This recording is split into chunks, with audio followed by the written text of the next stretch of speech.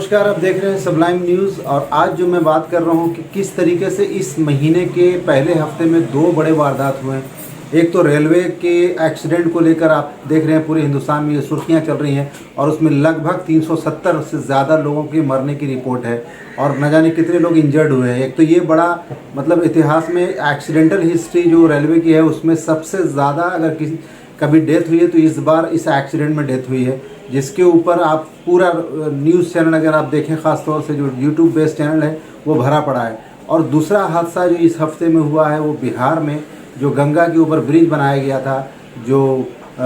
खगड़िया और सुल्तानगंज को जोड़ने वाला करीब 3.25 किलोमीटर का ये ब्रिज और कोलैप्स हो गया और उसकी लाइव तस्वीरें हम सबके सामने आई हैं। बहुत देखकर अफसोस हुआ, लेकिन खैर बात तो ये है, अच्छी बात तो ये है कि इस नहीं गया था, अंडर कंस्ट्रक्शन ये ब्रिज था। ये बताना बहुत ज़रूरी है क्योंकि ये बहुत सारे ये ब्रिज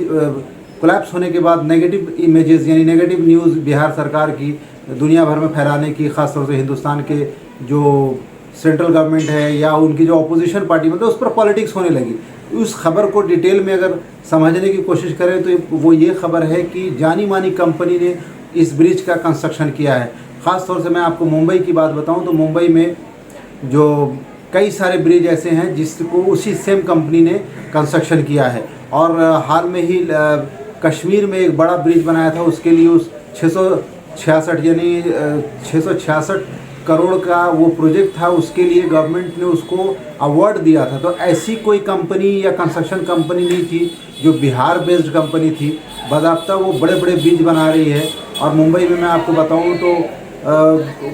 कई सारे बीएमसी से इस कंपनी का कोलैबोरेशन है और बीएमसी से अप्रूव्ड ये कंस्ट्रक्शन कंपनी है और इस कंपनी में कई खूबसूरत ब्रिज बनाए हैं। और लेकिन अभी ये वहाँ जैसे ही ब्रिज कोलैप्स हुआ बिहार में की जैसी खबर मुंबई तक पहुँचती है, मुंबई में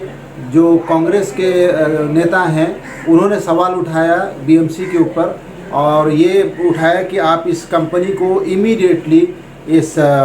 जो बीएमसी से के साथ कोलैबोरेशन है ये कोलैबोरेशन ख़त्म किया जाए। कहीं ऐसा ना हो कि अगला हादसा मुंबई में हो। उसके ऊपर जो अभी सरकार तत्कालीन सरकार महाराष्ट्र में है उसकी तरफ से भी रिस्पांस आया कि ये कंपनी ये यानी कि ये जो कंस्ट्रक्शन कंपनी है वेरीफाइड कंस्ट्रक्शन कंपनी है, पूर्व में कई सारे ब्रिज बनाए हुए हैं, वेल एक्सपीरियंस्ड कंपनी है और कोई ऐसा अब तक इसका बनाया हुआ ब्रिज अंडर कंस्ट्रक्शन कोलैप्स नहीं हुआ है। ये पहली वारदात ऐसी हुई कि जो गंगा में बन रहा ब्रिज था वो कोलैप्स हो गया। बहरहाल इस पर काफ़ी पॉलिटिक्स गर्मा गर्म है और मैं कुछ डिटेल जो अभी टाइम्स ऑफ इंडिया और अलग अलग रिप्यूटेड अखबार में डिजिटली आ रहे हैं उस आखिर कहाँ चूक हुई, किस तरीके से उसका कंस्ट्रक्शन हो रहा था, इन सब की कार्रवाई वहाँ के मुख्यमंत्री नीतीश कुमार ने इसके ऊपर एक्शन लिया है कि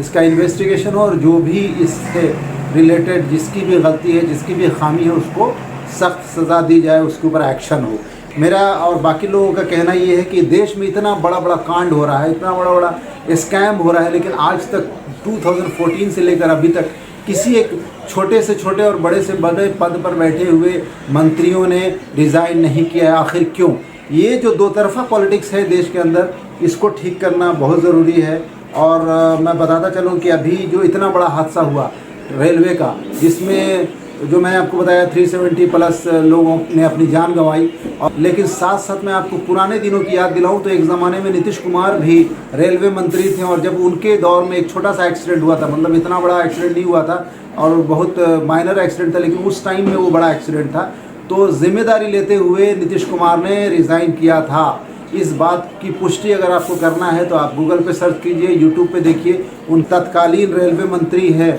उनको इमीडिएट इसकी जिम्मेदारी लेकर रिज़ाइनिंग देना चाहिए।